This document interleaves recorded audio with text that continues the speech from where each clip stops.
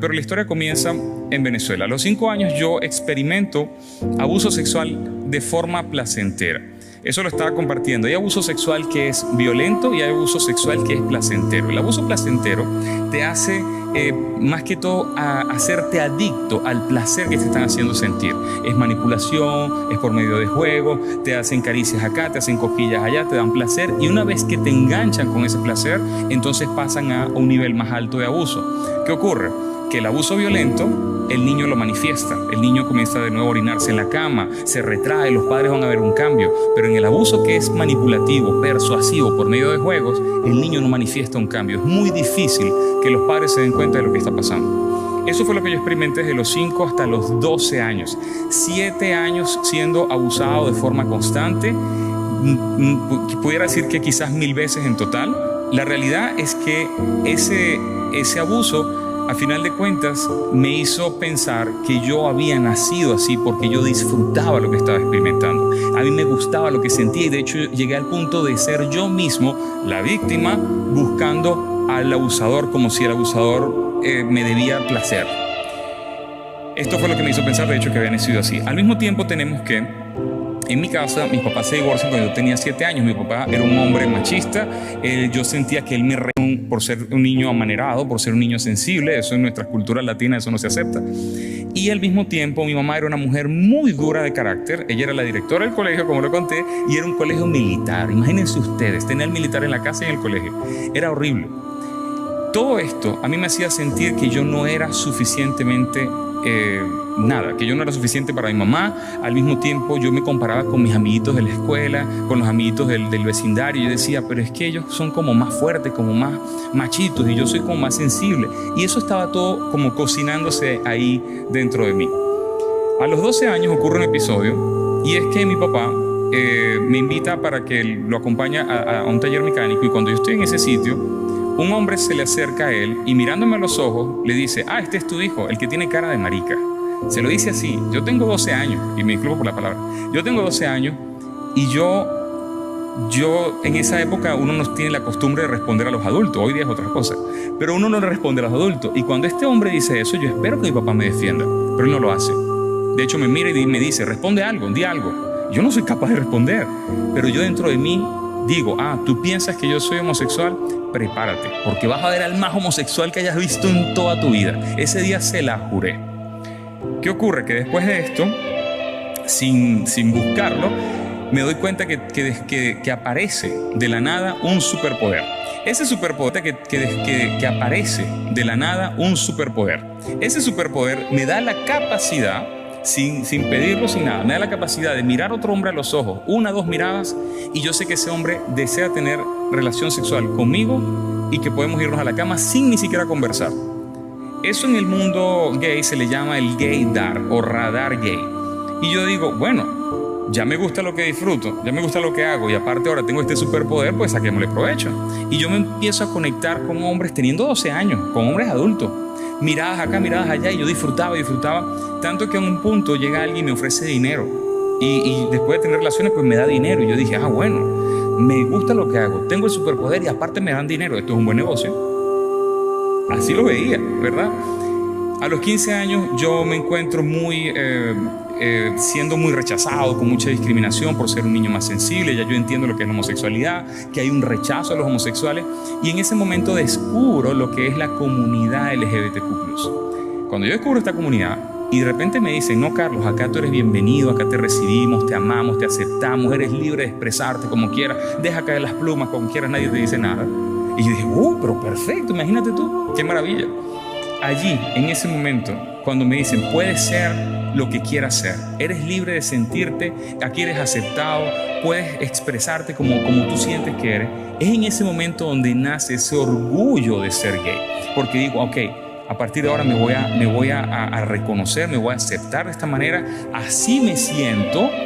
Hablamos de las sensaciones al principio, ¿cierto? Entonces dije, así me siento y así vivo. Decido hablar con mi familia y decirles, miren, quiero abrir la puerta para decir algo.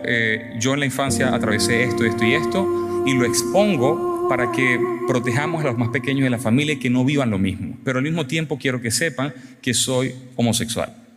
Cuando yo hago esta declaración, se la hice a mi hermana habla con mi mamá se queda impactada por todo lo que estaba pasando delante de sus ojos sin verlo, y ella se acerca y después de pedirme perdón por el tema del abuso, ella me dice, hijo, y presten atención porque esta pregunta me impactó, ella me dice, hijo, ¿y qué tal si nunca hubieras sido abusado sexualmente en la infancia? ¿Serías homosexual? Yo nunca me había hecho esa pregunta. Yo pensaba que había nacido así porque siempre disfruté y desde que tengo memoria estaba experimentando eso.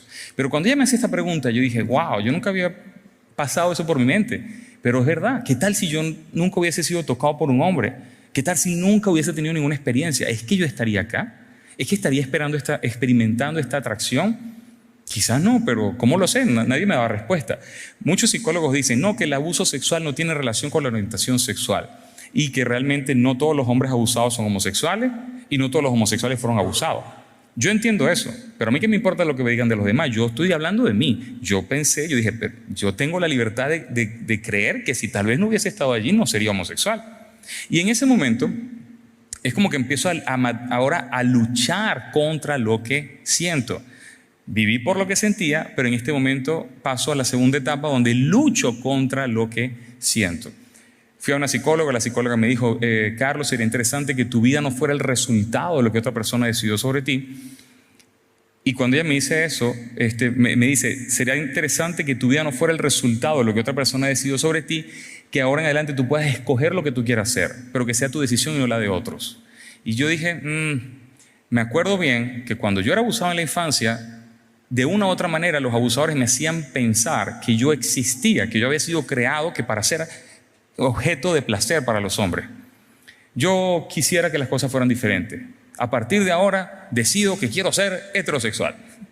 Y me acuerdo que yo comienzo esta batalla infructuosa, la peor decisión de mi vida, querer pasar de la homosexualidad a la heterosexualidad. ¿Y por qué lo digo así? Porque el problema es que cuando yo veía a un hombre yo sentía una atracción total, pero cuando veía a una mujer era lo mismo que ver una silla, no había nada.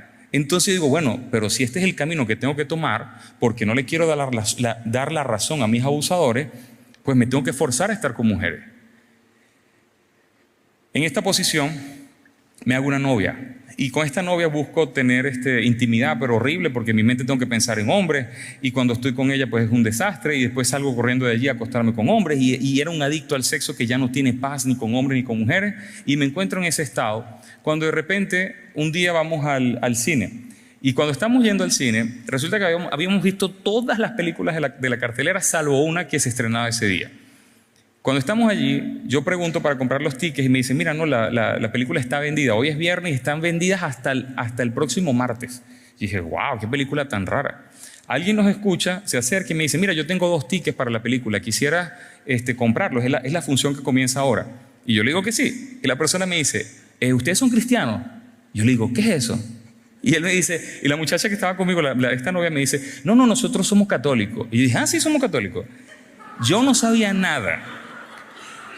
A todas estas yo vivía pensando en la sopa de Darwin, la evolución del mono, el Big Bang, porque en casa mi mamá era profesora de química, física, biología. Era el pensamiento crítico científico. Entonces para mí Dios, la Biblia, Jesús, eso me daba igual. Entramos a la película y sin que nadie me dijera de qué se trata, de hecho, ¿cuál es la película en cuestión? La Pasión de Cristo. Yo pensaba que era la Pasión de Cristo por sus mujeres y que íbamos a ver una película romántica.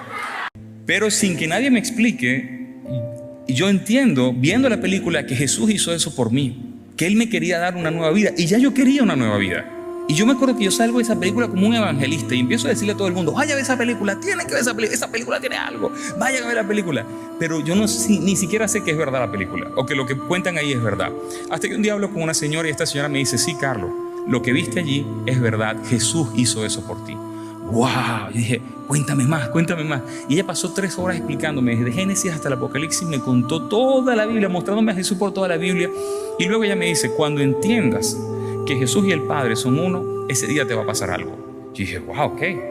Me pongo yo a pensar y dije, bueno, el Padre, Jesús, porque solamente un padre haría eso por sus hijos, de sacrificarse, pero Jesús es el Hijo, son el mismo. Y me voy a la casa de ella y le digo, Jesús y el Padre son el mismo, porque solo un padre haría eso por sus hijos, y fue Jesús. Y abro la Biblia y caigo en, creo que es Juan 10:30, donde dice, porque el Padre y yo uno somos. y se me abrió la mente y tuve mi conversión y Dios vino a vivir en mí. Eso fue impresionante. Amén.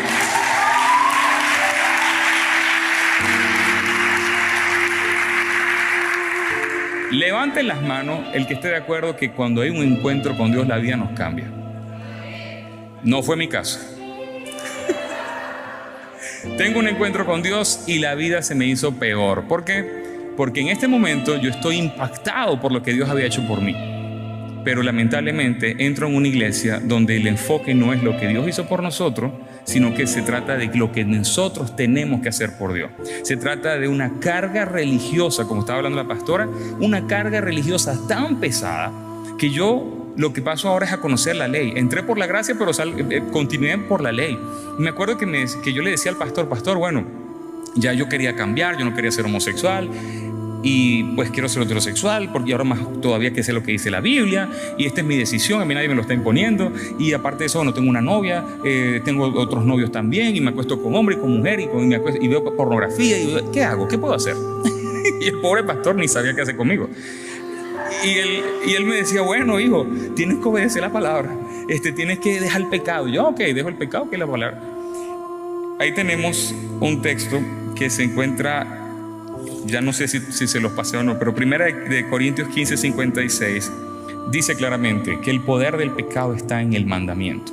Y mientras más me dan mandamiento que debo seguir, más se despertaba el pecado en mí. Y yo no entendía. Es como que mi vida de cristiano era peor que mi vida cuando era ateo. Yo ahora estaba más atado a todo. Y yo decía, ¿pero qué pasa? Y entonces empiezo yo a luchar. Y me dicen, bueno, ora a Dios, pídele a Dios que te cambie. Dios es un Dios de poder, de milagro, de transformación. Pide a Él, Dios todopoderoso. Y yo, bueno, empiezo. Digo, bueno, Señor, cámbiame. Quítame esta atracción por los hombres, que lo que siento por los hombres lo sienta por mujer. Ayúdame, Señor, yo no quiero ser homosexual, quiero ser heterosexual. Transfórmame, Señor, dame una nueva identidad sexual. Ayúdame, Señor, mi milagro. Y oro. Y él me decían, la oración del justo es poderosa. Y yo seguía. Mientras más yo le pedía a Dios que me cambiara, más me gustaban los hombres. Y me dice, pero continúo. Yo digo, continúo. Entonces, como Dios no me escucha, digo yo, entonces ahora voy a buscar ayudar a Dios. Yo no sé si alguien ha escuchado aquí acerca de las terapias de conversión. No saben lo que es, ¿no? Ok, algunos saben. La terapia de conversión, porque decido ayudar a Dios en mi proceso, como Abraham y Sara con Ismael, yo decido ayudar a Dios en ese proceso, meter la mano para echarle una mano a Dios como si la necesitara. El caso es que busco ayudar a Dios y voy a hacer terapias de conversión. En las terapias de conversión me decían, bueno, Carlos, vamos a ayudarte a pasar de la homosexualidad a la heterosexualidad. Y decía, bueno, está bien, me acuerdo que me decían, tienes que entender que fuiste abusado en la infancia, la historia con tu papá, con tu mamá, todo eso explica por qué eres homosexual. Y yo les decía, digamos que estoy de acuerdo con lo que me estás diciendo, pero ¿cómo entender las raíces cambia lo que siento? ¿Cómo entender lo que me pasó me hace que ahora yo vea a un hombre y no tenga atracción? ¿Cómo cambia eso la cosa?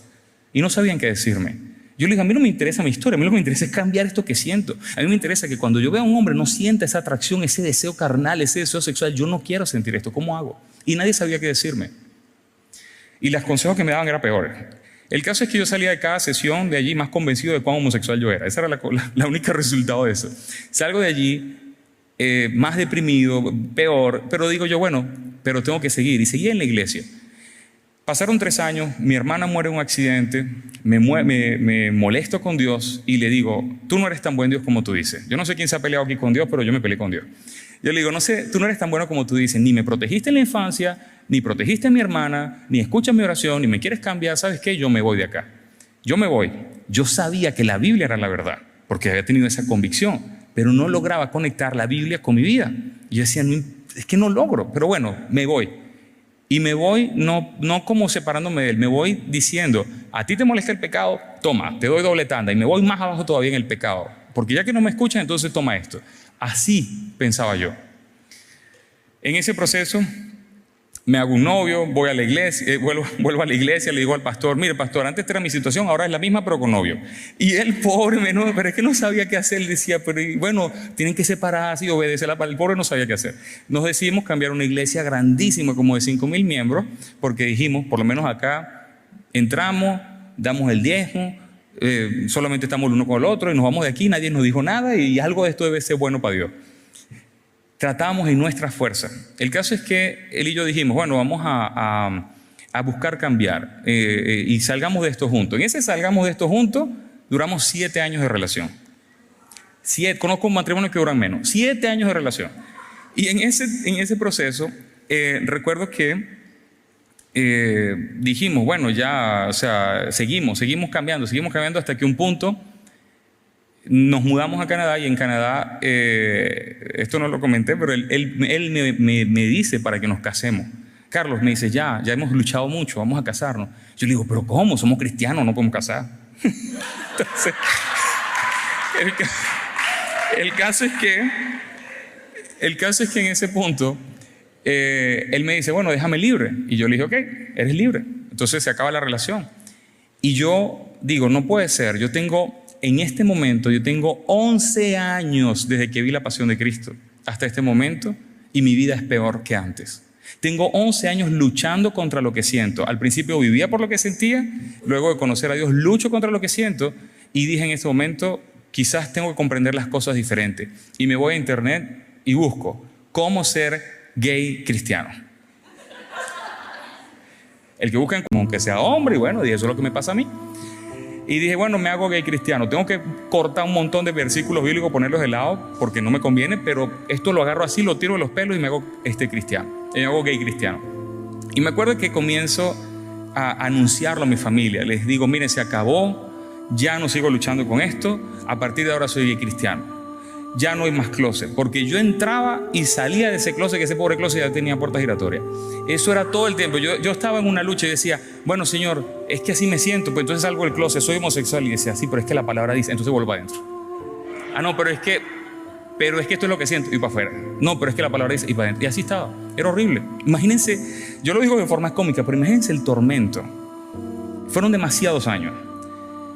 En ese punto me encuentro torciendo la palabra, creyendo supuestamente un nuevo mensaje que hoy día considero una herejía, pero me doy cuenta que digo yo, pero bueno, ¿cómo se supone que supuestamente estoy creyendo la verdad, pero igual sigo atado al pecado, a los encuentros sexuales, a la pornografía, a la depresión, me quiero suicidar, estoy mal por dentro? ¿Por qué? Si supuestamente encontré la verdad.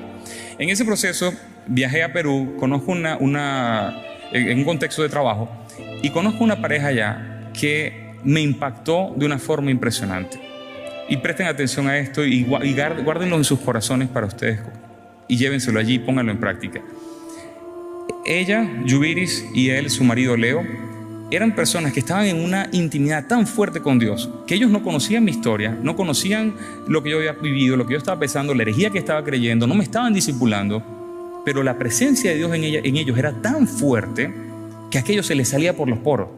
Y ese ver, esa intimidad, esa paz, esa alegría que ellos tenían con Dios era tan fuerte que yo digo, Señor, yo quiero conocerte como ellos te conocen. Ellos me evangelizaron sin evangelizarme. Ellos me incitaron a ir a un nivel más alto de intimidad con Dios sin ni siquiera decírmelo. Solamente por su ejemplo de vida, por la congruencia de lo que decían y lo que vivían. Y eso yo creo que yo le dije, Señor, me encantaría conocerte como ellos te conocen. Yo no te conozco así, me encantaría. Pero estoy tan lejos, olvídalo. Sin embargo, Dios escuchó esa oración. Meses después, estoy de vuelta a Canadá. Estoy quebrado emocionalmente, físicamente, mentalmente, sexualmente, todas las áreas. Recuerdo que en ese mes de diciembre de 2014 incluso probé drogas por la primera vez en mi vida, porque nunca me interesó, pero esa vez probé. Y estaba yo a punto de suicidio. Y allí cuando pruebo droga, me acuerdo que fue un muchacho que me las dio y yo lo pruebo y de repente siento ese éxtasis y aquello se me va a la mente y me olvido de mis problemas y yo le digo, esto es espectacular, ya entiendo por qué la gente se hace drogadicta, dame más. Y él me dice, no, pero dame más, y me da. Y yo digo otra vez, wow. Y entonces él me dice, no, pero pausa, dame más. Entonces yo le pedía porque decía, es que esto es espectacular. ¿Por qué? Porque mi vacío era tan grande, mi dolor era tan grande, mi miseria interna era tan grande que yo necesitaba algo que me ayudara a salir de ese estado. Entonces allí me encuentro en un estado de herejía, probando drogas, teniendo relaciones sexuales con gente a la que ni le supe el nombre ni les vi la cara, queriendo suicidarme, adicto al pecado, en el peor estado de oscuridad posible, el peor de toda mi vida. Y ocurre algo. Ocurre que estoy con una familia cristiana que me había recibido allá en Montreal, la familia Castro Pacheco, que siempre los honro porque Dios les puso en el corazón que me atendieran, a pesar de yo estar tan mal y sobre todo lleno de orgullo. que era insoportable. Ellos me reciben en su casa y ellos me reciben en un colchón inflable en el sótano. ¿Quién ha dormido en un colchón inflable? ¿Qué pasa con los colchones inflables? Se desinfla. Y tú amaneces pegado al piso con el dolor aquí en la espalda, en las costillas. Yo decía, Señor, o sea, ¿cómo puede ser que mi vida es tan miserable? Que hasta lo que tenía en Venezuela, porque en Venezuela yo estaba muy bien, es que no tengo nada, ni siquiera soy alguien aquí en este país. Me encuentro quebrado en todas las formas. Y mis cosas las tenía en bolsas de basura al lado mío, porque ni siquiera un armario tenía. Estamos hablando de diciembre de 2014 y allí hacen la celebración de Año Nuevo y viene un hombre amigo de la familia, Luigi, y se acerca y estamos hablando de la fe, de la Biblia, porque supuestamente yo soy cristiano. Y él está hablando conmigo y en este momento finalmente ocurre algo y la historia cambia. Él me dice, Carlos, el problema de muchos cristianos es que tienen a Jesús como su Salvador, pero no como su Señor. El problema de muchos cristianos es que tienen a Jesús como su Salvador, pero no como su Señor. Cuando él me dice esto, lo que más me impacta a mí es que yo en ese momento siento la presencia de Dios. Y yo siento el amor de Dios en ese momento y digo, pero ¿cómo es que puedo sentir tu presencia si yo estoy tan lejos? Es como si Dios me dijera, mi amor por ti es superior a tu pecado, pero no puedo ayudarte. No puedo ayudarte porque el Señor de tu vida eres tú, no soy yo. El jefe en tu empresa eres tú, no soy yo. A Jesús se le puede hacer Salvador por una oración. En una oración tú dices, Señor, acepto lo que tú hiciste por mí, gracias por salvarme. Pero no se le puede aceptar como Señor en una oración. El señorío de Jesús es por obediencia, es por sumisión. La salvación es por oración, el señorío es por sumisión. Por eso Él dice, me llaman Señor, Señor, pero no hacen lo que yo digo. Obvio. El señorío es sumisión. Y en ese momento entendí que yo no estaba sometido a Él. A los días, después de encontrarme con otro muchacho, porque así fue la historia, salgo de casa de este hombre, decepcionado de ese encuentro, y me acuerdo de la conversación que había tenido con Luigi. Y voy caminando a menos 24 grados, porque allá en Canadá la temperatura es así, estaba en invierno. Voy caminando a menos 24 grados y yo me acuerdo que yo levanto la mirada y digo, Señor, ¿sabes qué? Se acabó. Ya no me importa si me cambias o no me cambias. Ya no me importa si voy a ser gay, asexual, homosexual, heterosexual. De todos modos, eché a perder todo. Pongo mi vida a un lado. Quiero servirte. Conviértete en mi Señor. El cielo no se abrió, no hubo trueno, no hubo nada, pero esa era la primera vez que yo hacía una oración tan honesta, una oración tan de abandono. Era la primera vez en la vida que yo le decía, no me importa lo que vaya a pasar conmigo, quiero seguirte. Mateo 16:25 dice, el que quiera salvar su vida, ¿la perderá? Ahí está. Y todo el que pierda su vida a causa de mí, Ok. Yo no sabía que hasta ese momento, cada vez que yo le pedía a Dios que me cambiara, que me transformara mi sexualidad, yo no sabía que yo lo que estaba haciendo era enfocarme en mi vida. Yo no sabía que yo había hecho de mi deseo de cambio un ídolo. Y yo buscaba a Dios era para que me sirviera. Yo decía, Señor, cámbiame. Señor, transfórmame. Señor, mi heterosexualidad. Señor, que yo no quiero esto. Señor, que la orientación... Es decir, yo no buscaba a Dios por quien Él era, yo buscaba a Dios para que me cambiara. Parecía que cada vez que yo le decía a los pastores, que yo quiero que Dios me cambie. Sí, claro, ora y te acompañamos y te apoyamos. Ellos parecía piadoso lo que estaban haciendo, pero ellos no sabían que estaban nutriendo más y más mi ídolo y mi obsesión por mi vida. Y lo dice el texto claramente, el que quiera enfocarse en su vida, la va a perder. El que se aferre a su vida, la va a perder. Pero el que la ponga a un lado por causa de mí, era la primera vez que yo le rendía realmente mi vida. Pasaron 3 días y a los 3 días estoy en casa de la familia, estoy escuchando unas prédicas. La historia sería muy larga, pero estoy escuchando unas prédicas y las prédicas realmente yo no las buscaba porque hablaban de mi destino, mi propósito, mi finanzas, la prosperidad del cielo, nada de eso. Era la persona de Dios. Las prédicas eran acerca de Él, de quién Él es, de cómo Él piensa, de su amor, de su persona. Y yo quería más porque ya no me interesaba mi vida, me interesaba Él. Y escucho prédica y escucho prédica y escucho, me pongo a escuchar como un loco y pasé 7 horas escuchando prédica. Yo no escuchaba ni 30 minutos. Y de domingo en domingo. Aquí escuché 7 horas en la misma noche. Y escucho 7 horas de prédica, que yo soy un milagro.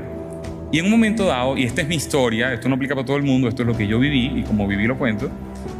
En un momento dado, el pastor habla de la homosexualidad como un espíritu. Yo nunca había escuchado eso. Y segundo, él habla del alineamiento, de alinear tu cuerpo a tu alma, el alma al espíritu, Espíritu Santo. Yo dije, Nunca había escuchado eso, dije, pero al final de las prédicas dije, yo voy a hacer una oración y voy a hacer una adaptación, voy a hacer un mix ahí de lo que escuché, porque ¿qué pierdo? Me acuesto y a las 3 de la mañana, ahí en la cama, digo, Señor, en el nombre de Jesús yo alineo mi cuerpo a mi alma, a mi espíritu, Espíritu Santo, y yo ordeno este espíritu de homosexualidad que quiso destruirme toda mi vida, que se largue de mi vida. Oro porque restaures el diseño original y oro por mi esposa y por mis hijos en el nombre de Jesús. Amén. Pero ¿de dónde sale esa oración?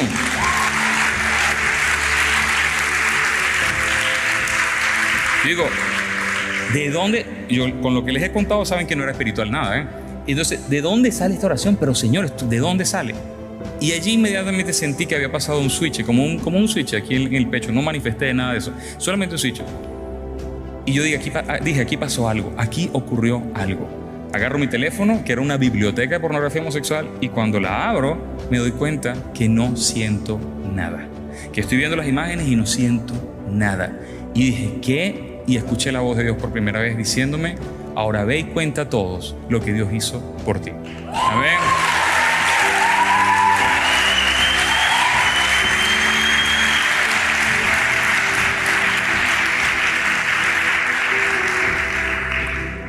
Lo interesante de esta parte es que Dios hizo un milagro en un segundo, después de 11 años resistiendo a entregarle mi vida. Después de 11 años resistiendo a entregarle el ídolo de mi vida, entonces Él pudo hacer un milagro en un segundo, pero cuando ya mi enfoque no se trataba de mí, sino que se trataba de Él. Salmos 37:4, que no lo entregué en pantalla, dice, haz del Señor tu deleite y Él dará los deseos de tú. Yo pasé todo el tiempo enfocado en los deseos de mi corazón, pero no me enfoqué en la única tarea que me correspondía, que era hacer de Él mi deleite. El enfoque correcto es, haz del Señor tu deleite y Él se encarga de la otra parte. Pero no, ¿qué hacía yo? Señor, cámbiame. Mi vida, el deseo de mi corazón es mi vida.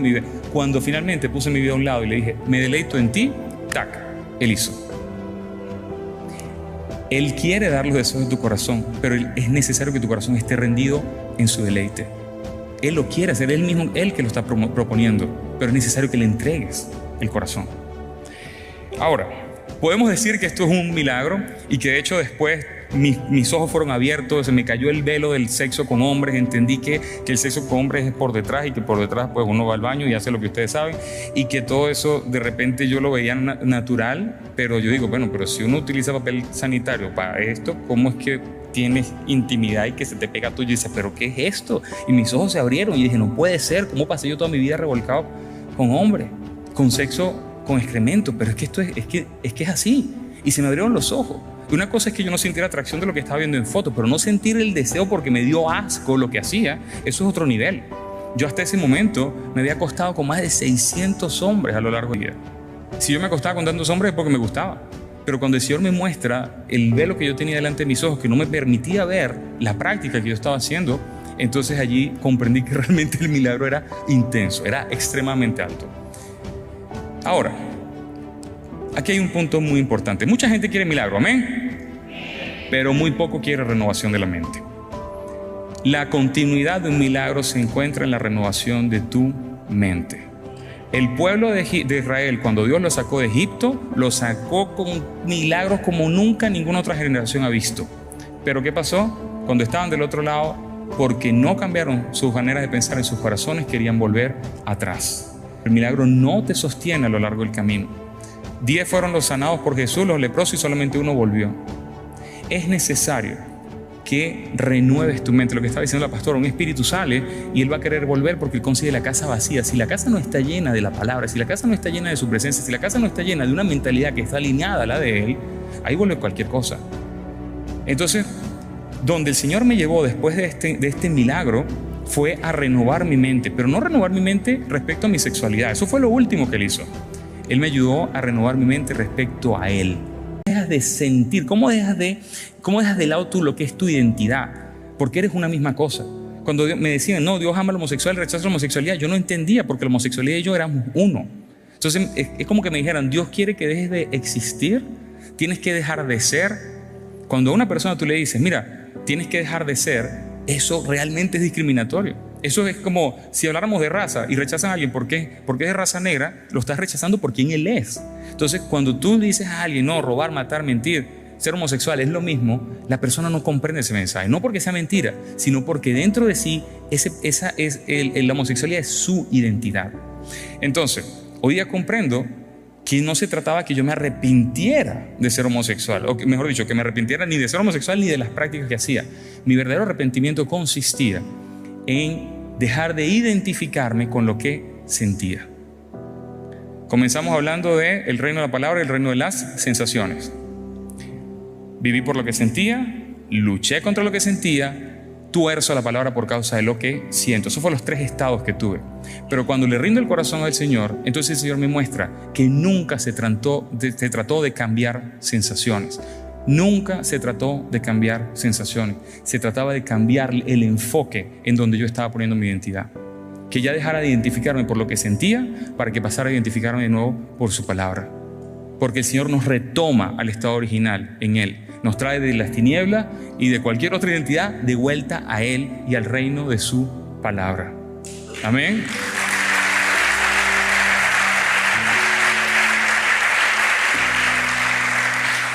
Ahora, hay 3 elementos claves, pero claves en este proceso de renovación de la mente, y son los siguientes. A ver, hemos escuchado toda nuestra vida cristiana acerca del perdón de pecados. Amén. El perdón de pecado, que el Señor nos perdonó en la cruz, que llevó nuestra culpa, lo acaba de decir la pastora, que ya pagó la condena. Ahora, yo les quiero preguntar algo. ¿Cuántos les ha ocurrido, a cuántos de aquí les ha ocurrido que cuando están de repente aquí adorando al Señor, levantando las manos santas delante de Él y estás todo encantado glorificando al Señor, y de repente te llegan esos recuerdos de los pecados que has hecho, de aquello que cometiste, de aquello que hiciste a escondida que nadie ha visto y que te daría vergüenza si alguien lo viera, y si la gente supiera, mira, hipócrita, y te empiezan a llegar todos esos recuerdos? ¿Cómo se sienten ustedes? ¿Cómo se sentirían? Mal. ¿Qué más? Cochino, sucio. ¿Qué más? Desconectado, culpables, condenados, acusados. Es horrible, ¿no? Yo pensaba que así Dios veía el perdón. Yo pensaba que Dios me decía, te perdoné, pero pendiente, pendiente, no me vuelvas a hacer nada de esta lista, atención, te estoy mirando. Así veía Dios a Dios. Yo decía, ok, gracias Señor, me perdonaste, pero bueno, ok. Y yo ahí iba caminando, ahí a tientas, esperando que me mandara un castigo del cielo. Ahora, cuando yo tengo este encuentro, yo me acuerdo que hice una oración y yo le dije, Señor, yo renuncio a todo lo que sé de ti, renuncio a mi comprensión de lo que sé de ti, Padre, Hijo, Espíritu Santo. Revélense de nuevo, muéstrenme de nuevo quiénes ustedes son. Y en eso una de las primeras cosas que el Señor me muestra es la comprensión del perdón. Hay un versículo que está en Hechos 26, 18. Hechos 26, 18 es una belleza. Dice, el contexto de esto es cuando el Señor Jesús le dijo a Pablo para qué lo estaba enviando, cuál era la misión de Pablo. Y recordemos que Pablo era un perseguidor de la iglesia, era un asesino de la iglesia. Y Dios le está diciendo a Pablo, te envío para que abra sus ojos, para que los lleves del poder de Satanás a Dios, de las tinieblas a la luz, para que reciban, ¿qué cosa? Por la fe en mí, ¿qué cosa? El perdón de pecados y herencia con los santos. Cuando yo llego allí, yo siento que el Señor me manda a profundizar. Y yo digo, ¿qué? Dice que reciban el perdón de pecado. La palabra recibir en griego es tomar, es apropiarse, es agarrar. Y la palabra perdón que el Señor utiliza allí en griego es áfesis. Escúchenme bien. Áfesis no quiere decir perdonado y atención.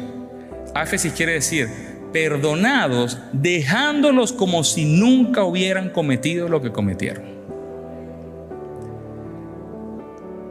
Para mí, que había tenido un caminar tan largo, que me acosté con cientos de hombres, que hice tantas cosas, que vi tanta pornografía, que robé, mentí, bruté, estafé, hice de todo, hasta maté, porque en mi corazón mataba a los que me abusaron. Yo deseaba la muerte de ellos, y sabemos que quien en su corazón desea la muerte ya es un asesino.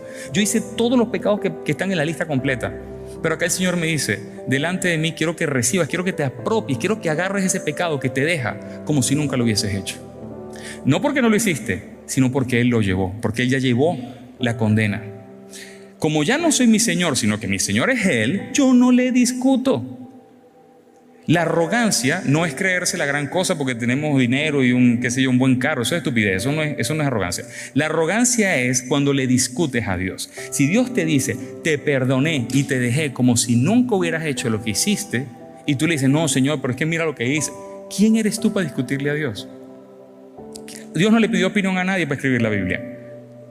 Él dijo, te perdoné y quiero que recibas mi perdón, que te deja como si nunca hubieras hecho lo que hiciste. No porque no lo hiciste, sino porque Jesús lo llevó. Ahora yo les pregunto a ustedes, ¿cómo se sentiría? Hace ratico le pregunté, ¿cómo se sienten cuando recuerdan sus pecados? Cochino, sucio, lo último, peorcito. Ok, ahora les pregunto a ustedes, ¿cómo se sentirían en este momento? Hagan el ejercicio. ¿Cómo se sentirían si nunca en sus vidas ustedes hubiesen cometido un solo de pecado de esos de los que les da vergüenza? ¿Cómo se sentirían? ¿Cómo te sentirías en este momento si tú sabes que nunca lo has hecho? ¿Cómo te sentirías delante de Dios? Limpio, libre, feliz, conectado, ¿qué más? Santo, aprobado, felicitaciones. Ese es tu estado delante de Jesús. Ese es tu estado delante del Padre. En Jesús estás limpio. En Jesús estás sin mancha. En Jesús estás irreprensible. En Jesús eres santo. Lo dice él en Colosenses 1. Eres santo, irreprensible y sin mancha, porque Él llevó todo lo que tú habías cometido. Por eso dice Romanos 8:1, no hay condenación para los que estamos en Cristo Jesús. ¿Por qué no hay condenación? Porque Él la tomó. Porque dice también Romanos 5:1 que estamos en paz para con Dios. Por lo que Jesús hizo, hay paz entre nosotros. Ya no hay enemistad, porque Él lo llevó, Él lo borró. Delante de Dios estás como si nunca lo hubieses hecho. Porque Jesús, siendo inocente, Él murió en la cruz como culpable, para que nosotros, siendo culpables, viviéramos. No conocía nada. Estaba en la iglesia, no comprendía el perdón, no comprendía la naturaleza pecaminosa que había sido quitada, no comprendía nada. Y por eso estuve atado, porque no conocía la verdad. Conocerán la verdad y la verdad les hará. Pero si no la conocen, ahí me encontraba. 11 años viviendo en ese infierno por no conocer la verdad, por pensar que todo se trataba de lo que yo tenía que hacer y no haber comprendido lo que Él ya había hecho. Ahora, el Señor no solamente nos quita la naturaleza pecaminosa.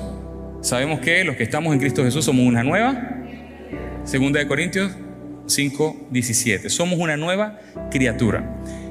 Hasta el momento les he hablado dos cosas que Él hizo. Él perdonó los pecados, Él quitó la naturaleza pecaminosa, pero sabemos que somos una nueva criatura. Yo les pregunto a ustedes, porque era una pregunta que yo me hacía, ¿de qué está hecha esta nueva criatura? ¿Cuál es la materia, la sustancia de esta nueva criatura? Sabemos que somos espíritu, alma y cuerpo. Esta nueva criatura está en el espíritu, porque en el alma es la parte que nos toca trabajar. Pero en el espíritu fue hecha una nueva criatura. ¿De qué está hecha Él? De Dios, de su sustancia, ¿cierto? Bueno, si lo podemos decir sustancia, de Él, está hecha de Él. Primera es Juan 3:9. Este versículo para mí es la perla. Dice, todo aquel que es nacido de Dios no practica pecado, porque la simiente de Dios permanece en él o está en él, y no debe o no puede. Deber es un mandato, no poder es que no tienes la manera. Dice, y no puede pecar porque es nacido de Dios. Parece que te lo dijera 2 veces. Parece que te dijera, porque eres nacido de Dios no practicas pecado, y no puedes porque eres nacido de Dios. Yo leía este versículo antes y yo lo sentía como una orden, como si Dios me dijera, eres nacido de mí, no puedes pecar porque tienes mi simiente, y no puedes pecar porque eres nacido de mí. Yo lo veía como un mandato, pero no es un mandato, es una afirmación. Dios está diciendo, si eres nacido de mí, si has creído en Jesús, en el perdón de pecado, y eres nacido de mí, tienes mi simiente y no puedes pecar porque eres nacido de mí. La palabra puede en griego es dunamis. Dunamis es el poder de Dios, la capacidad de Dios. Y ahí está diciendo, no dunamis. No tienes la capacidad, no tienes los medios, ni la forma, ni la manera de pecar por causa de mi simiente. Ahora, lo que a mí me impactó de esta palabra, simiente, lo vamos a decir así. Las jirafas son jirafas porque sus padres son jirafas. Los tiburones son tiburones porque sus padres son tiburones. Los elefantes son... y así sucesivamente. Y nosotros somos humanos porque nuestros padres son un antílope, un gato. Somos humanos porque fuimos creados con genética humana. Somos el producto de aquella genética con la que fuimos creados, punto. ¿Lo decidimos? No. Fuimos creados con esa genética. La palabra simiente en griego es esperma. Dios está diciendo, si naciste de mí, tienes mi propia genética. Y por eso no puedes pecar. ¿Cuántos pecados hay en la genética de Dios? ¿Cuánta intención de pecado hay en Dios?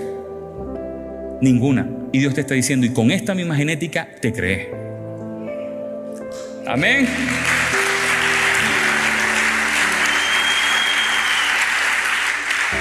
Él no te está preguntando, es que tú estás de acuerdo, ¿no? Él te dice, esto fue lo que hice, ¿lo crees o no? Punto. ¿Te apropias de esto o no? ¿Vives por lo que yo digo o vives por lo que sientes? Te estoy diciendo que borré tu pasado, que te corté la naturaleza pecaminosa y te di la mía nueva. Eres libre. Eres libre. Solamente agarra, aprópiate de esta verdad. Mete tus manos en esta verdad y aférrate a esta verdad, porque ahí se encuentra tu vida. El problema de esto, y aquí está el problema de muchas iglesias o de muchas personas dentro de la iglesia, es que las realidades espirituales, porque esto es una realidad espiritual, fuimos perdonados en el espíritu, cortados la naturaleza pecaminosa en el espíritu, dado una nueva naturaleza en el espíritu. El problema es que las realidades espirituales no se sienten, se saben. Por el contrario, las tentaciones, los ataques, todo eso se siente. La realidad del espíritu no se siente, las tentaciones se sienten. Hay dos versículos que se encuentran en Gálatas 5:16, donde el Señor está diciéndote que no se trata de quitarte lo que sientes. Se trata de, ¿qué? Dice allí, digo pues, andad en el espíritu y no satisfagáis. Otras versiones dicen y no satisfarán. Otras dicen y jamás satisfarás los deseos de la. ¿Dice deseos tuyos o deseos de la? Ok, ahora, ¿cuál es la diferencia entre la naturaleza pecaminosa y la carne? La naturaleza pecaminosa fue quitada, esa era tu identidad antes, fue quitada completamente. Pero la carne es como un parásito que todavía está pegado allí a tu cuerpo y tu alma, que te hace sentir deseos contrarios a Dios, pero que no eres tú. Él te está diciendo, anda en el espíritu y jamás satisfarás los deseos de la carne. ¿Quiénes pueden andar en el espíritu? ¿El mundo o los cristianos? ¿Quiénes? Los cristianos. Entonces le está hablando a cristianos y le está diciendo, cristiano, tú que tienes la capacidad de andar en el espíritu, que sepas que si te mantienes en el espíritu jamás vas a ceder ante lo que la carne desea, pero lo vas a sentir. Dice deseos de la carne o pensamientos de la carne. Deseos. El pensamiento pasa acá, en la mente. El deseo, ¿por dónde pasa? Por todo el cuerpo. El deseo lo sientes, es como un anhelo, como una cosa física que sientes. Es un deseo, en inglés se dice craving, pero es como un poder que viene adentro que te está llevando casi cautivo a cometer el pecado. Y te está diciendo, tú cristiano, si te mantienes en el espíritu, jamás vas a ceder a lo que la carne desea, a lo que la carne te hace sentir. Pero tienes que mantenerte en el espíritu. 1 Pedro 2:11 también lo dice. Porque mucha gente piensa que fueron perfeccionados cuando ya no tengan más tentaciones o cuando ya no sientan algo contrario a Dios. Cuando el Señor te está diciendo que esa no es la verdad. 1 Pedro 2:11 dice, amados, yo os ruego como extranjeros y peregrinos que os abstengáis de los deseos carnales que juegan ping-pong, que juegan PlayStation, que pasan la noche, que comen, ¿qué dice? Que batallan, que tienen una guerra contra tu alma. Te está diciendo, abstente de los deseos carnales, de esas sensaciones que le hacen guerra a tu alma. No al espíritu, porque no puede, sino a tu alma. A tu alma donde se encuentran las sensaciones, las emociones, la voluntad, los pensamientos. Allí te está diciendo, ahí hay una guerra, pero mantente en el espíritu y jamás vas a ceder a esa guerra. Porque en el espíritu sabes que tu pasado fue borrado, que tú nunca has estado allí, que tu naturaleza pecaminosa fue quitada y que la nueva naturaleza no produce eso. Sabemos que el Señor te da conocimiento y luego te prueba para ver si lo pones en práctica. Yo estoy en el trabajo y de repente pasan unos hombres, unos mecánicos, porque yo trabajo en un concesionario, y de repente empiezo yo a sentir toda clase de deseos hacia hombres, y deseos fuertes y pensamientos, y un bombardeo de imágenes pornográficas, pero con muchísima fuerza. Y yo digo, wow, ¿qué es esto? Digo, hace rato que esto no me pasa. Y me levanto y me voy por allá atrás de un camión a orar en lengua, porque ya ora en lengua. Entonces me voy por allá a orar en lengua. Y yo siento que es muy fuerte, que es una cosa muy fuerte, que me está como, que lo siento que muy vivo dentro de mí. Y en eso escucho una voz que me dice, vuelve. Esto es lo que te gusta, vuelve. Así. Y no en tercera persona, no vuelve, sino yo quiero. Es como en primera persona, yo quiero, esto es lo mío, esto es lo que me gusta. Vuelve atrás, vuelve. Y yo sigo orando. Y al rato escucho otra voz que me dice, ¿a dónde vas a volver si tú nunca has estado allí?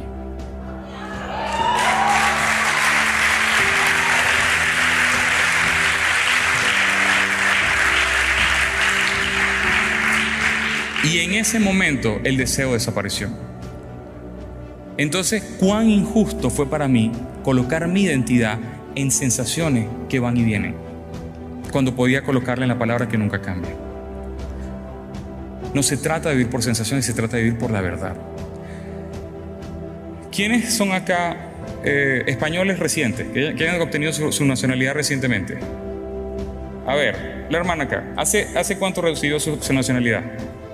Hace un año. ¿Y de dónde es originaria? ¿De Venezuela? Ok. ¿Y usted se siente más venezolana o más española? Pero ¿cómo de sentirse? Cuando usted se siente. Ok, vamos a otro ejemplo. Estoy hablando de sentirse. Cuando alguien se siente. ¿Quién se siente más de su nacionalidad? Allí, aquí en la esquina. ¿De dónde eres? De Venezuela. Recibiste tu nacionalidad hace poco. ¿Y tú qué más te sientes? ¿Venezolana o española? Porque las venezolana. Cuando piensas en comida, bueno, es difícil. Cuando piensas en tu familia, en tu tierra, es.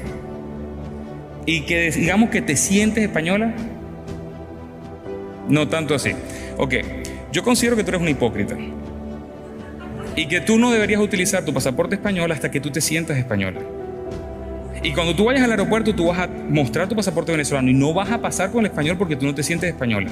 Hasta que te sientas español, tú no vas a usar ese pasaporte porque eres un hipócrita. ¿Es lo correcto? No diga que sí. Escúchame bien. No se trata de lo que tú sientas, se trata de lo que dice el documento. El documento dice que tú eres española. ¿Qué te importa lo que tú sientes? La autoridad que selló ese documento te dice quién tú eres. ¿Qué importa lo que tú sientas? Yo soy canadiense nacionalizado, yo no me siento canadiense ni un poquito. Tengo un acento horrible en francés, en inglés, no me siento canadiense. Pero yo soy canadiense, cuando entré aquí entré con el pasaporte canadiense, ni loco entró con el venezolano.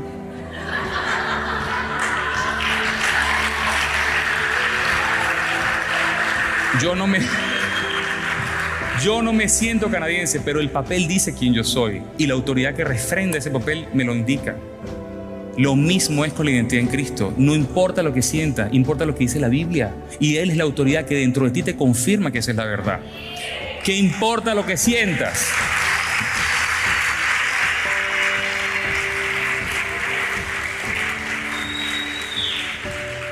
Por otro lado, tenemos a alguien aquí de Perú, Colombia. Ok, por allá la hermana. ¿Cómo es su nombre? Gloria, hermana Gloria. ¿Usted es colombiana? ¿Por qué razón es colombiana?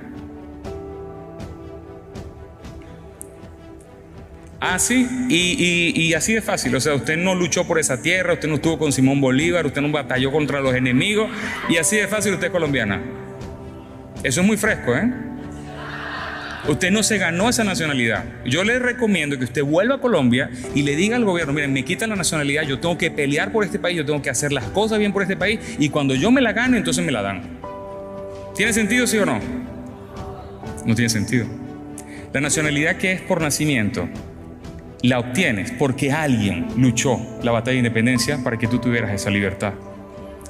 En el reino de Dios es lo mismo. Nacimos en Él porque creímos en lo que Él hizo, en la batalla de independencia que Él luchó hace 2000 años por nosotros. No te lo mereces, te lo obsequia, es un regalo, es por gracia. Él te lo da. ¿Qué haces tú luchando contra? No, que yo tengo que ser un buen cristiano y tengo que luchar. ¿Qué empezó de soltar ese chisme y chismear de la hermana que dice te quema la lengua por soltar? Yo sé que eso no pasa aquí, eso pasa allá en Montreal. Sientes, es como que es una fuerza muy, muy intensa, lo sientes. Pero en ese momento, en lugar de decir, Señor, ¿por qué estoy sintiendo esto? Si tu palabra dice, mira lo que tú dices aquí, pero mira lo que siento. En lugar de dudar de la palabra por causa de lo que sientes, duda de lo que sientes por causa de la palabra. Duda de lo que sientes por causa de la palabra. No le des el peso a las sensaciones, no le des la posición de Dios. ¿Qué importa lo que sientes? Señor, yo le digo, Señor, como estábamos hablando con el pastor, y Señor, yo no siento tu presencia. Yo no me siento una nueva criatura, yo no me siento perdonado, yo no me siento sentado en los lugares celestiales, yo no siento que fui hecho según tu justicia y santidad, yo no siento nada de eso, pero yo lo sé. La verdad es que es lo que tú dices que yo soy amado, que soy perdonado, que soy nueva criatura, que estoy contigo, estoy sentado en los lugares celestiales, que soy tu hijo, que soy tu esposa, que soy provisto. ¿Qué me importa lo que siento? Tú lo dices y esa es la verdad y descanso y te doy gloria, Señor, y te doy gracias. Y en ese momento termino sintiendo su presencia, pero no fue porque no lo sentía que entonces me tambaleé, no. Allí le dije, me importa lo que siento un poco, me importa lo que tú dices. Es lo que tú dices, es lo que tú dices nunca cambia, Señor. Romanos 8:6 dice algo que les va aún como ayudar a sellar más esta verdad. Dice, porque la mente puesta en la carne es, pero la mente puesta en el espíritu es y paz. Entonces, vean bien, el asunto no es ni la carne ni el espíritu. El asunto es dónde pones la mente. El asunto es dónde estableces tu fe y tu confianza. En lo que sientes, en la que la carne te hace sentir o en lo que Él dice. En la realidad del espíritu. Allí está tu libertad. Romanos 8:13 también lo dice. Porque si vivís conforme a la carne moriréis, mas si por el espíritu hacéis morir las obras de la carne, entonces se pueden hacer morir las obras de la carne descansando en la realidad del espíritu, en lo que Él ya hizo por ti. Ya lo hizo. Toda la gloria le viene a Él porque tú estás solamente viviendo y descansando en lo que Él hizo, en lo que Él logró, en lo que Él cumplió. No se trata de tu fuerza de voluntad, se trata de lo que Él logró en la fuerza de su voluntad. Tu fuerza de voluntad no es suficiente, la de Él eran completas, totales. Tienes nada más que descansar. Decirle, Señor, ya no lucho más, ya no sigo tratando de vencer. Descanso en que tú ya perdonaste mi pasado, lo borraste, quitaste mi naturaleza de pecado y me diste una nueva, la tuya. Descanso en esta realidad, en la realidad de quien soy en ti porque tú lo hiciste, no yo. Ahí toda la gloria le viene a Dios. Y no lo puse en pantalla, está Efesios 6:16, dice, sobre todo pónganse el escudo de con el que apagarán, no sé si lo podríamos poner, Efesios 6:16, dice algo muy interesante, dice, apagarán algunos o todos, todos. Pero ¿por qué parece que a veces nos lo apagamos todo? ¿Por qué parece que a veces no apagamos todos los dardos encendidos del enemigo? El escudo de la fe no es creer en Dios. Mucha gente cree en Dios, el diablo cree en Dios y son miserables. Mucha gente cree en Dios y vive una vida miserable. No se trata de creer en Dios, se trata de creerle a Dios. Eso cambia todo. Amén.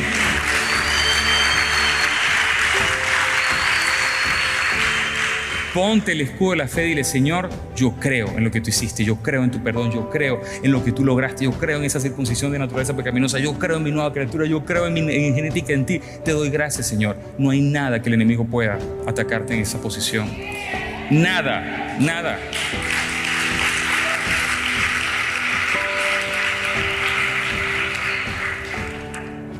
Primera de Juan 5:4, y esto les da otro sello más fuerte todavía. Primera de Juan 5:4 dice, porque todo el que es nacido, ¿quién nacido de Dios? Amén. Okay. Porque todo el que es nacido de Dios vence al mundo, y esta es la victoria que ha vencido el mundo, la fe de Dios. La tuya es tu fe, lo que Él hizo, que vence al mundo. Es allí que se encuentra tu victoria.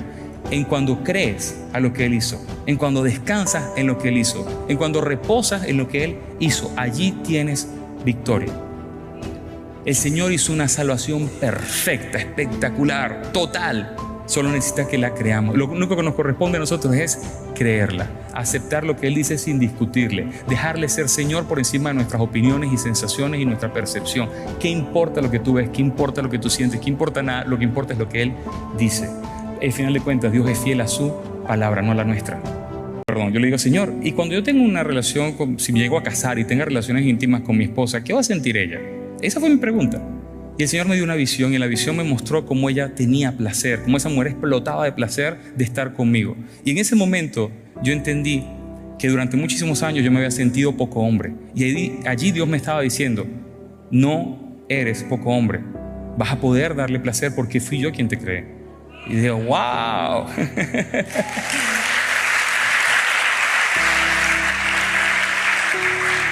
En otra ocasión incluso me dijo: nunca serás suficientemente hombre para el mundo, y eso está bien, porque tú no perteneces al mundo, tú me perteneces a mí. Y entendí que para él la verdadera hombría es que yo le creyera, que yo creyera en toda su palabra, que yo creyera en todo lo que él dice, que yo me enfocara solamente en creerlo. A los 3 años de él mostrarme que yo podía darle placer a una mujer, el Señor me lleva a la que hoy día es mi esposa. Y cuando yo la conozco, yo recuerdo que yo no quería estar con mujer. Yo no quería nada, yo estaba feliz con él. Yo era la esposa de Cristo, yo me dejaba amar por él, yo era su hijo, yo era todo para mí. Yo entiendo que como cuando la palabra dice que somos la esposa de Cristo, para las mujeres es más fácil. Pero como yo era gay, pues se me hace fácil. Entonces, él dice que yo era la esposa de Cristo, pues se me hace fácil. Y yo decía: Señor, me dejo amar de ti. Pero ¿saben qué es interesante de esto? Que el dejarme amar de él me enseñó cómo Jesús ama a su esposa. Y cuando conozco a mi esposa y el Señor me dice: es ella, adelante. Cuando él me dijo: es ella, yo inmediatamente la amaba. Y dije: la voy a amar como tú me amas. Si yo no hubiese experimentado ese amor que él tiene por mí, ¿cómo puedo amarla? Esto va para los hombres, ¿eh? Dice: esposos, amen a su esposa como Jesús amó.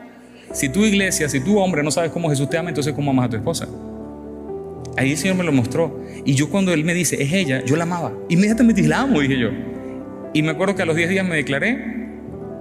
Y ella me dijo: el hombre que vaya a estar conmigo nunca me va a dar un beso hasta el matrimonio. Y yo le dije ese día: mira, me declaro, que sepas que yo conecté contigo en el Espíritu y que Dios me confirmó que eres tú, y te pido noviazgo en matrimonio. Y que sepas que ni te doy un beso ni nos vamos a dar un beso hasta que nos casemos. Ella aceptó, a los 2 meses le di el anillo y a los 3 meses nos casamos. Pero fíjense algo, el orden fue primero una conexión espiritual, luego una conexión emocional, y en el matrimonio fue una conexión física producto de esta conexión. Antes yo hacía todo al revés, antes era la conexión física, después emocional y después espiritual con quién sabe qué espíritu, pero ahora el Señor hace las cosas primero en el espíritu, después en las emociones, después en el cuerpo. Y fue glorioso. Y yo entendí que ese tema de la atracción, de sentir esa atracción, era una trampa, era una mentira. Que cuando yo le decía al Señor: ya no quiero sentir esta atracción, dámela por mujeres, era un absurdo. Porque yo lo que yo le estaba diciendo es que esto que siento de querer aprovecharme del cuerpo de un hombre, lo sienta en desear aprovecharme del cuerpo de una mujer. Es una mentira esa atracción. Esa atracción era un deseo carnal. Dios nunca me iba a dar un deseo carnal de aprovecharme del cuerpo de una mujer. Pero lo que sí me dio fue la capacidad de amar a una mujer. Y para amar a una mujer tienes que aprender, porque los hombres no entienden nada. Y en ese amar a una mujer, el Señor me dijo: tu placer se encuentra escondido en el placer de ella. Tu placer se encuentra escondido en el placer de ella. Solamente enfócate en su placer. 1 Corintios 7:4, y ya estoy llegando al fin. 1 Corintios 7:4 dice: la mujer no tiene potestad sobre su propio cuerpo, sino el marido. Ni tampoco tiene el marido potestad sobre su propio cuerpo, sino la mujer.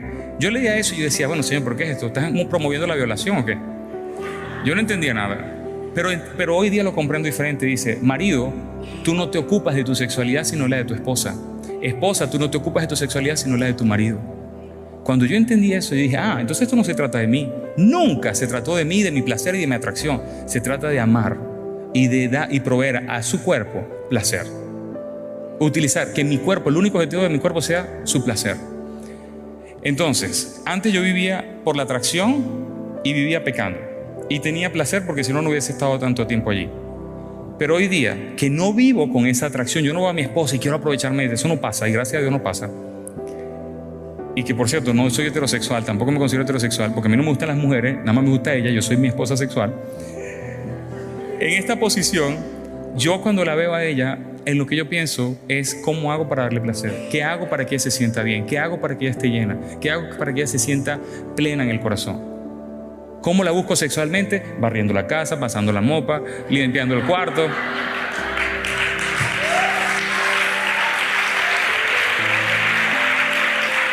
Haciéndola sentir amada, apreciada, especial, cuidada, proveída en todos los sentidos. Y es eso, ese sentirse amada y conectada, lo que hace que ella quiera conexión sexual.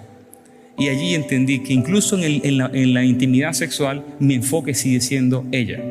¿Qué ocurrió? que haciendo las cosas, viviendo esta sexualidad a la forma del Espíritu, a esta forma que Él me enseñó, que no se trata de atracción, sino de amar, resulta que termino teniendo tanto placer que a veces me da miedo. Y digo, no puede ser que todo lo que viví en el mundo, si yo lo metiera en una cajita, eso no son ni las cenizas del fuego que Dios me tenía guardado para el matrimonio. Pero viví la trampa de la atracción. No comprendía ni lo que era el amor ni lo que era la vida del Espíritu. Hoy día me enfoco solamente en ella y Dios me llenó de placer de una manera que yo ni siquiera esperaba. Y no solo eso, sino que aparte nos bendijo con 2 niños.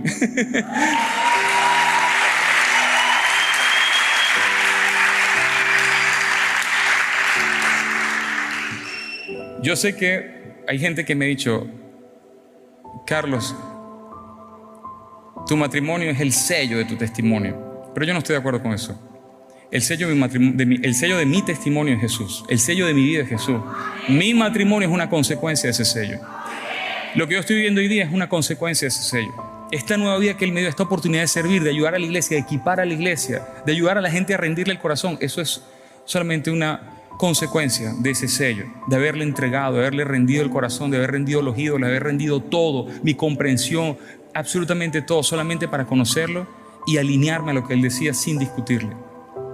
¿Lo he hecho perfectamente? No, pero hoy voy, caminando. Y Él sigue siendo fiel, y Él sigue mostrando, y Él sigue revelando. Y para mí es siempre una bendición cuando yo puedo ayudar a la iglesia a dejar de enfocarse en sensaciones para enfocarse en lo que Él dice.